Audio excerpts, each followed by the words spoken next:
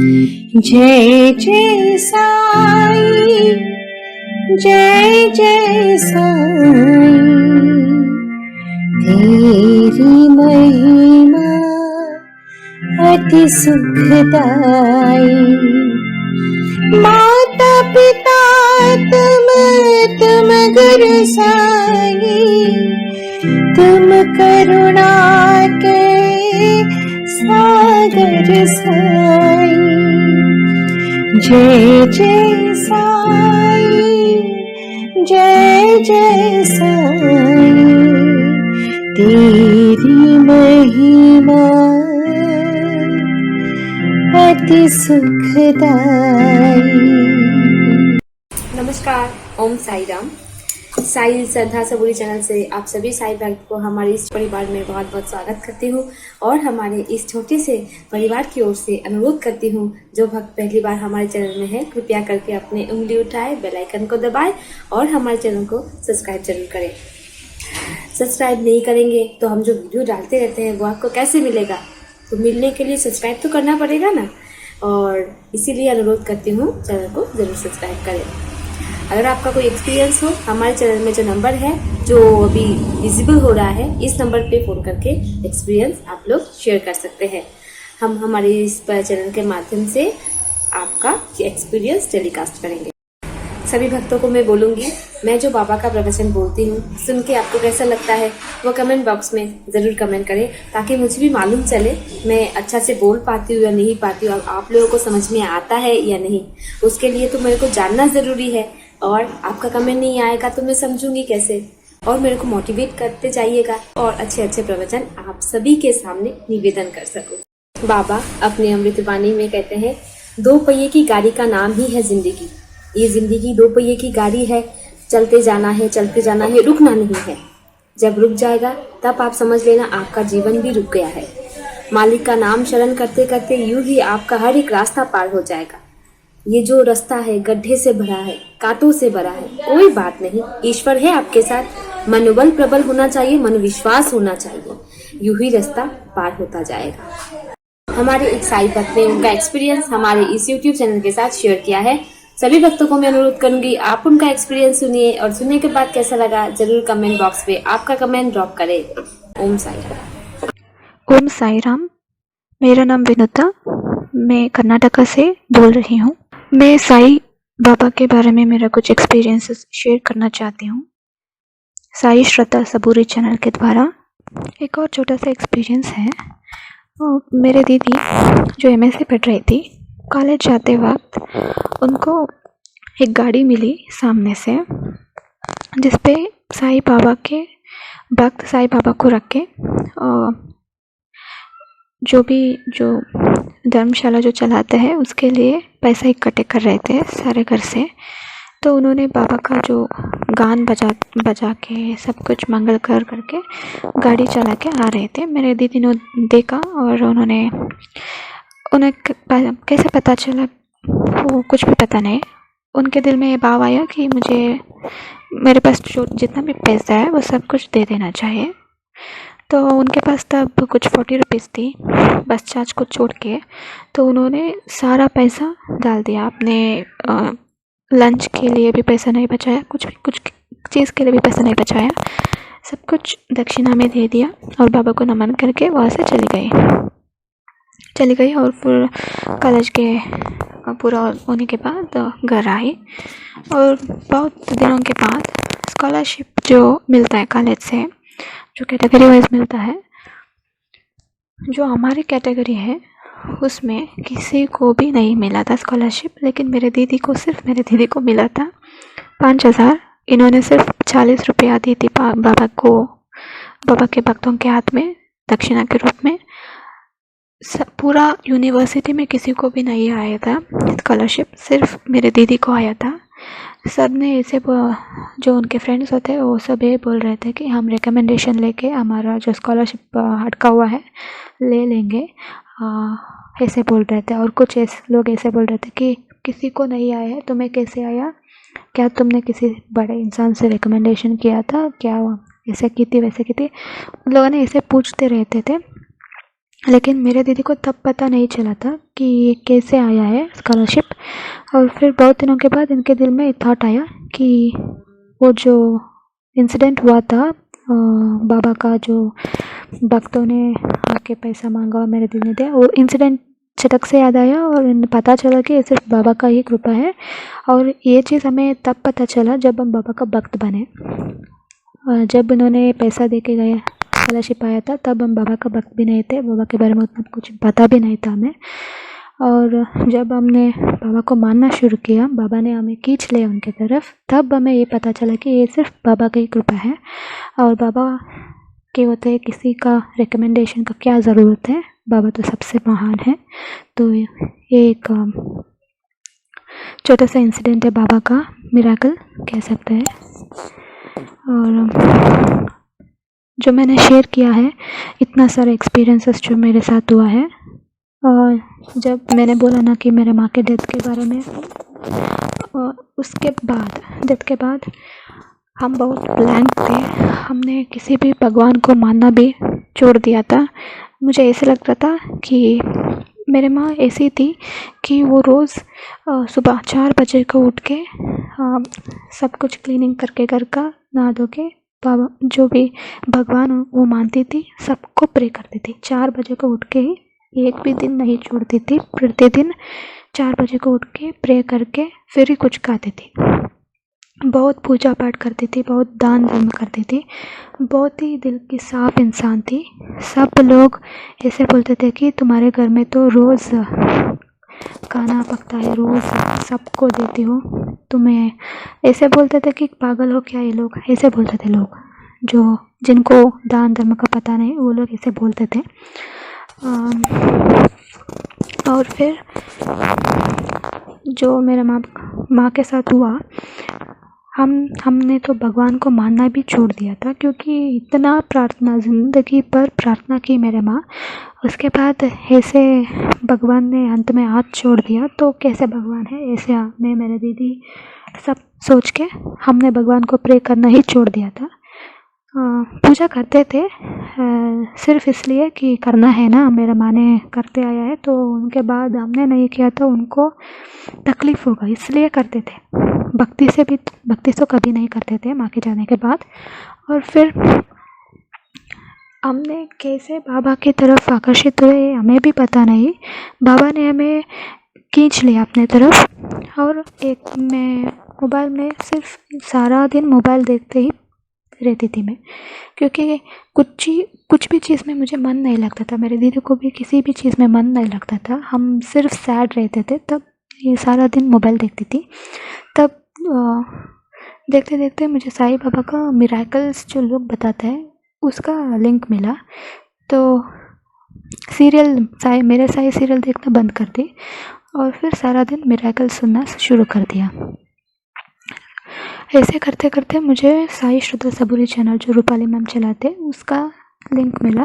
तो मेरे जो घर में बहुत सारी तकलीफ़ थी, उसके बारे में मुझे कुछ रेमेडीज़ चाहिए थी, कुछ पॉजिटिविटी चाहिए थी कि उससे बाहर कैसे निकले। तो मैं समझी कि शायद इस पर्सन से मुझे कुछ हेल्प मिलेगा, कुछ मदद मिलेगा। तो मैंने रूपाली दीदी का जो नंबर था उस पर कॉल कर दिया।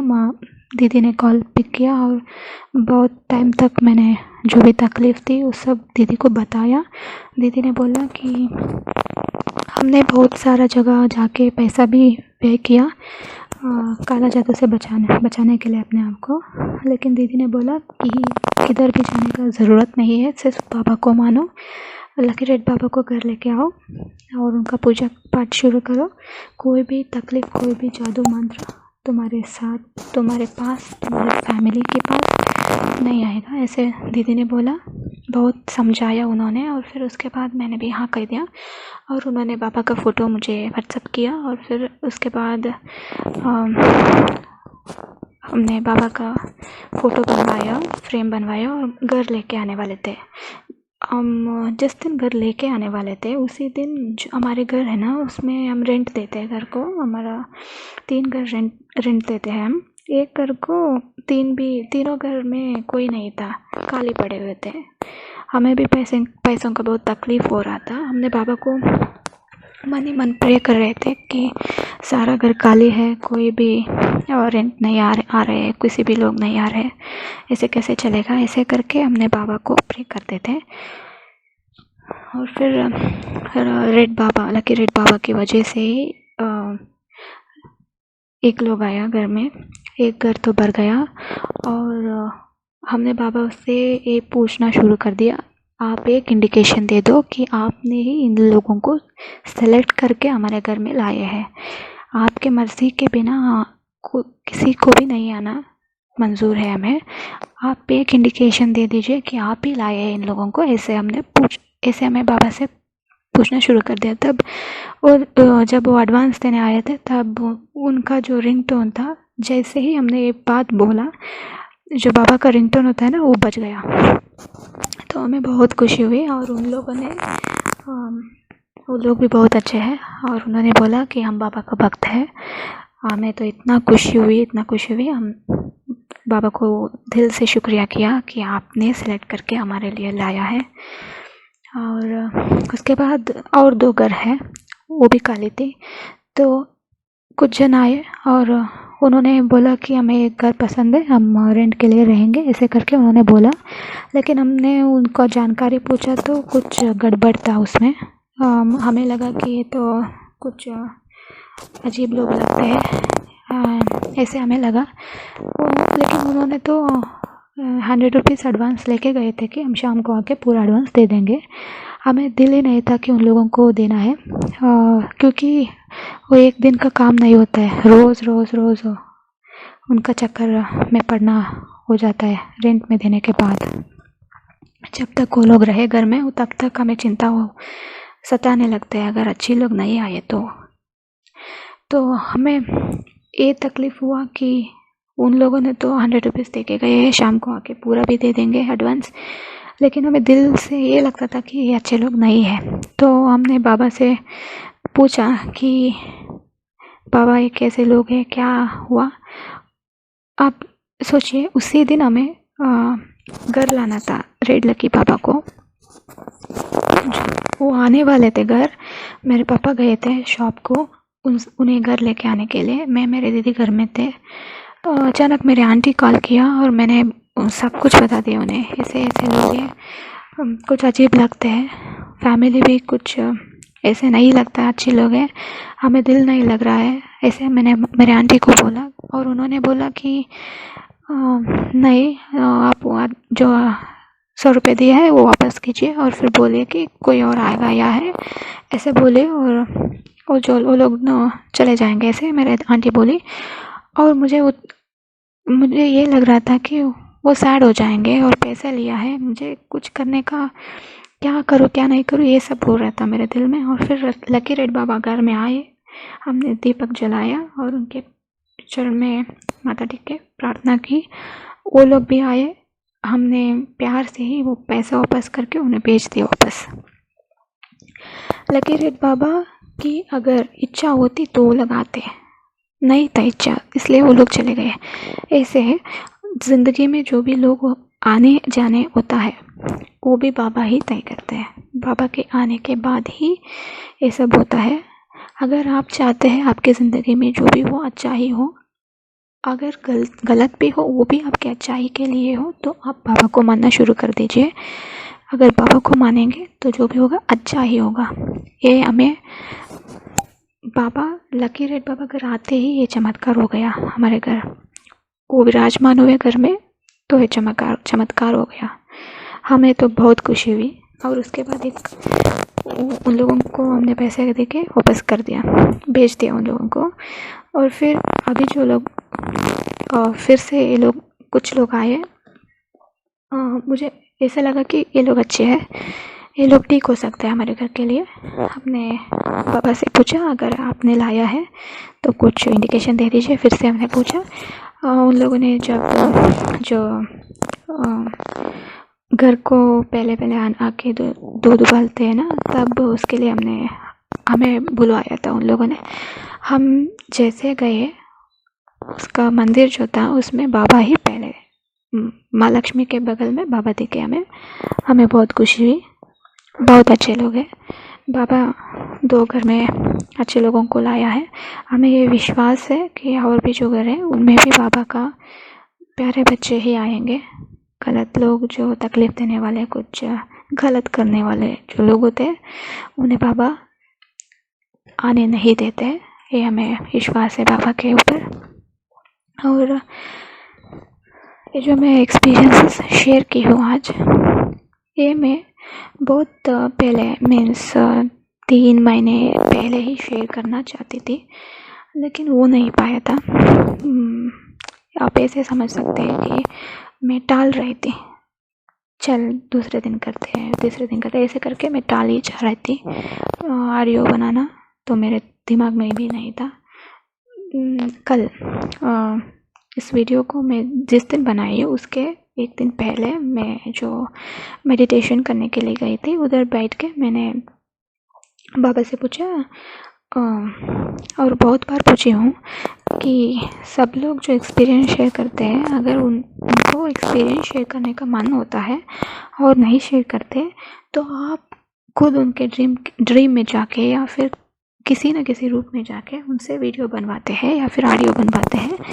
मुझे क्यों आप कुछ नहीं कर रहे? ऐसे मैं बाबा को बहुत बार पूछी हूँ। और मैं बाबा को ये पूछ रही थी, मुझे क्यों आप कह रहे हो? आप रूपाली दीदी तो मुझे कह रही थी तुम दे दो, तुम या वीडियो या ऑडियो दोनों में से एक बना के दे दो। तुम्हारे जो एक्सपीरियंस होता है उससे बहुत सारे लोगों को बेनिफिट होता है। बहुत सारे लोग उसी कठिनाई से गुजर रहे होते हैं, उनको एक उम्मीद मिलता है। तुम्हारे जो ऑडियो है उनको सुन के बहुत सारे लोगों को उम्मीद मिलता है, उन्हें पॉजिटिविटी मिलता है।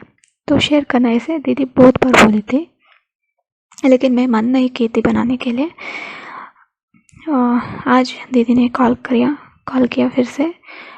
मैं नहीं कॉल की, खुद दीदी ने कॉल किया और दीदी ने बोला कि तुम मुझे याद बहुत आ रही थी और बाबा ही याद दिलाता है, जिसको भी याद आना है बाबा ही याद दिलाता है।